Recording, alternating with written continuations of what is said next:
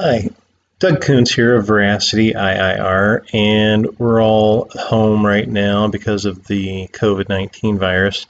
So we thought we'd try something a little different, and I'm going to be talking to one of our team members, Jeremy Bell. Jeremy came to us from the United Kingdom, where he had worked previously as an investigator for both Her Majesty's Customs Agency as well as the National Crime Agency. He's got a very interesting background, and here's our interview. Yeah, but here today I'm talking to an interesting character that works on our team. His name is Jeremy Bell, and he last worked before us for the National Crime Agency of the United Kingdom. So, Jeremy, tell us a little bit about yourself. Where are you from? Where'd you go to school? That kind of thing. Yeah, so I'm from the UK, educated in the UK, went to university there, and after university I joined Her Majesty's Customs in the UK and worked there for 17 years. Subsequently joined the National Crime Agency and spent another 11 or 12 years working with the NCA before relocating to Indiana and working for Veracity. All right.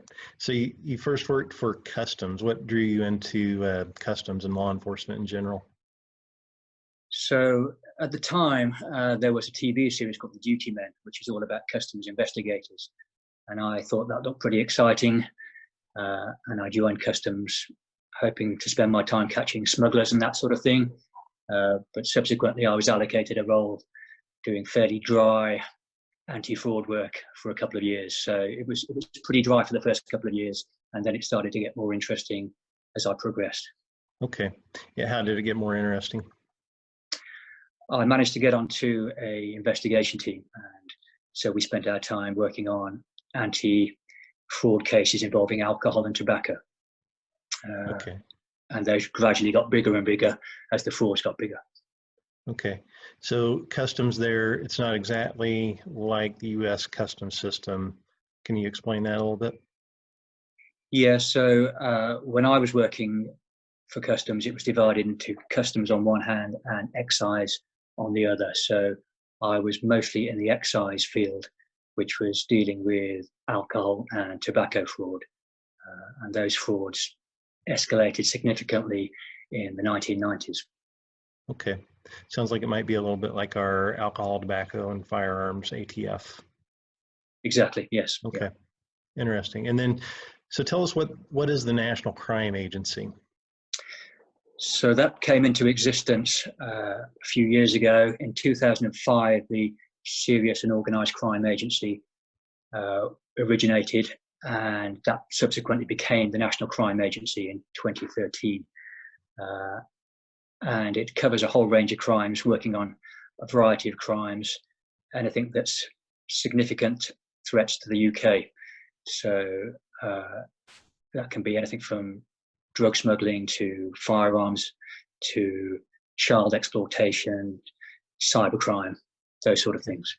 It sounds a lot like the FBI. Is it similar? I think it's similar in that it has both operational and intelligence aspects to it. So when it was created, the media portrayed it as being the British version of the FBI. I'm not sure if that's exactly the case, but certainly it's got similarities. And one of the advantages of the NCA is it's cross-border, so it's not restricted geographically, which was always a good thing. Okay. I'm going to try to share my screen here. I pulled up your website. That's the website of the agency that you worked for? That's right. Yes. Okay. Yeah. So, and there's what you do. And so you've got border vulnerabilities, illegal firearms, cybercrime, fraud, drug trafficking, money laundering, modern slavery, human trafficking, organized kidnapping. Yeah, it looks a lot like the same programs the FBI's criminal division works. Did you have a specific area of expertise while you were there? Well, I worked a lot in surveillance, and then the firearms role took over from that after a few years, and we worked to try and reduce firearms smuggling, and there were various other aspects I worked in as well, but primarily it was surveillance. Well, who's smuggling firearms into the United Kingdom? Organized crime groups, very simply, yeah, organized crime groups, and then they will disperse them accordingly. So that was one of the NCA's major roles. Okay, and those are they using them to fight each other or to commit crimes? A little bit of both. Both, yes, they can use them to threaten people and in wars between gangs. And the NCA's role was to try and reduce that threat. The situation in the UK is clearly a little bit different to the US. The gun laws are very different in the UK and in Europe compared to the US. So we tried to keep guns off the streets. That was one of the main aims. Okay. What do you see as the biggest difference between law enforcement there and here?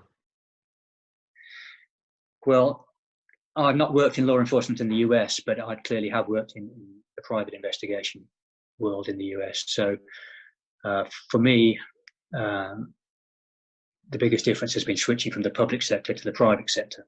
So that's been interesting, going from having a badge and a large organization behind me to instead relying more on talking to people and relying on cooperation of the public. So that's the difference for me. It's been going from the private sector, the public sector, to the private sector. Yeah. What? I think on the whole, what I found with Indiana is the people are generally very friendly, and if you knock on somebody's door, they're usually happy to speak to you once you've explained to them your credentials. So that's been an interesting aspect for me. How are you received with your accent and being somewhat of an outsider still? Yeah, on the whole, very well. Yeah, I think people find it interesting generally. I don't think people are too concerned by it. Once I've explained what I'm investigating, they're generally willing to help. So it's not really been a hindrance to me, I can say that. Tell us about one of your most interesting cases. Well, I don't know about an interesting one, but certainly one of the longest was an excise case I worked on that went on for over 5 years. I worked on it for 5 years, and it was still going on for some years after I left it. But that involved a large alcohol fraud across the whole of Europe. So that was a big one. What do you mean by alcohol fraud? So in the UK, there are quite high rates of alcohol duty. So there's quite an incentive to buy alcohol in continental Europe and bring it back to the UK. And there are frauds surrounding that because there's so much money to be made. And the one I worked on, the trial that I worked on went on for 11 months. So that gives you an idea of the scale of it.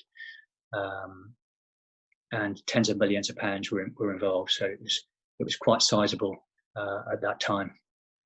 And again, one of the interesting aspects was the jury that came along for the trial were expecting to do jury service for maybe 2 weeks, and they ended up having to put their lives on hold for 11 months for the whole of the trial. So that was an interesting side of it. Okay, and this was run by an organized crime faction out of UK? It was run by a group in the UK, but they had contacts across Europe. So there were other crime groups across Europe that were involved as well. So it was an interesting, what we would call white collar crime, but it involved a good cross section of society. Excellent. So what brought you here? What brought you to Indianapolis? So my wife's American, and a couple of years ago she was offered a position with Eli Lilly in the medical research world. So that was the incentive for us to come over. I'd done almost 30 years in law enforcement by that stage, so it was a good opportunity for us to start something new. Okay. And you met her over there. Was she working, studying? Yeah, she was working in diabetes research in Oxford. She came over for 1 year and met me and ended up staying for 10 years. So then we decided to make the move over to the US, and so far it's gone very well for us. Yeah. Okay. And how did you, for the people watching this, how did you end up with Veracity? So a couple of reasons actually. Just after I arrived here, I saw one of the Veracity articles in the local paper, in the newspaper. So that I thought that was quite interesting. Ex-FBI agent setting up an investigation agency, and then I had a chat with some of the security managers at Eli Lilly, and they also pointed me in your direction. So so I got in touch with yourself, and fortunately was offered a role investigating for Veracity, which is great. It's been an eye opener for me. I've learned a lot of things in the last 12 months, so it's been a good opportunity. Great. What do you like about it? What don't you like about it? I like the team that you have together at Veracity. It's got a wide range of experience. I think it's not a big team, but it's big enough to do the job. And the backgrounds are ex-FBI, ex-police, postal investigation, NCIS, a lot of interesting backgrounds. So I've learned a lot from those guys, and it's got me out and about seeing parts of Indiana as well, and meeting lots of people from Indiana, which has been an education for me, and seeing how things work. That's been interesting. Yeah. All right, Jeremy. Well, thank you, and we'll hopefully get back to work sometime soon, and I'll see you then.